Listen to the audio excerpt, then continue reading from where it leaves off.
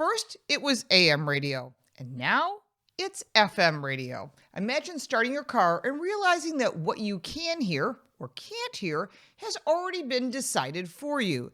The same tech giants that censor your posts, curate your news feeds, and impact your online experience now want to control what plays through your vehicle's dashboard. Last week, Tesla confirmed it will remove FM radio from its base Model 3 and Model Y vehicles. Just days later, General Motors doubled down on its plans to eliminate Apple CarPlay and Android Auto, opting instead for a proprietary system designed with big tech partners. Individually, these sound like technical upgrades, but together they represent a fundamental shift. Control of the car is shifting from drivers to corporations. We've seen this before in our social media feeds, search results, and app stores. Now, some algorithms and corporate interests that decide what you see or hear online are coming for your radio dial. That future might sound hypothetical. It's already idling in your driveway. The dashboard is becoming the walled garden. For generations, the car radio has been a great equalizer, free, local, and open to all. It delivers news, weather alerts, and community updates instantly, and of course, local sports. No subscription or data plan required. But as vehicles become software platforms, automakers are rewriting the rules. Of course, there's money involved in that. They're no longer just selling you cars. They're building digital ecosystems for you by removing AM and FM radio and blocking third-party apps like CarPlay and Android Auto.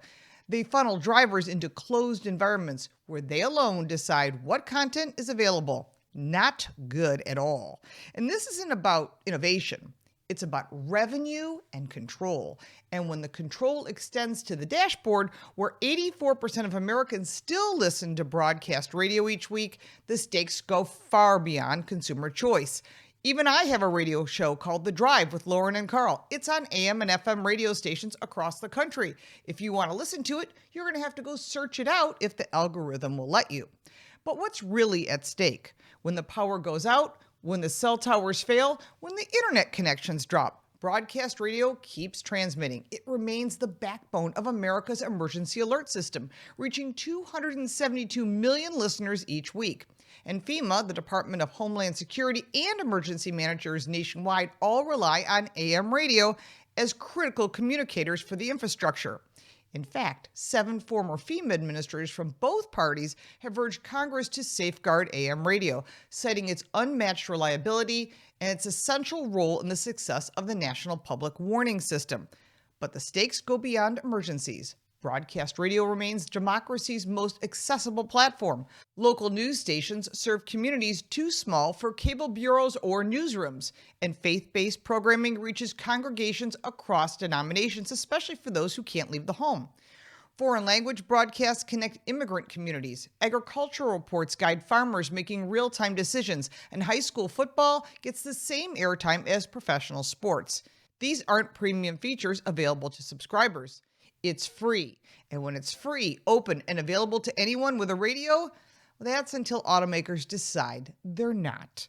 We know what happens when the platforms consolidate control over content distribution. Algorithms replace editorial judgment. Subscription tiers determine access. And it is expensive if you're buying SiriusXM or any of these other subscriptions. Content that doesn't serve corporate interests gets deprioritized or excluded entirely, which seems to be the plan. Tesla's FM removal isn't an isolated decision, as GM's CarPlay elimination isn't a technical preference. These are coordinated moves toward a future where your dashboard operates like your smartphone, except you can't choose a different car as easily as you can switch apps. The difference is critical. When you're behind the wheel, access to information isn't just about convenience. It's about safety, civic engagement, and the free flow of ideas in a democratic society. Congress can act, but that window is closing quickly.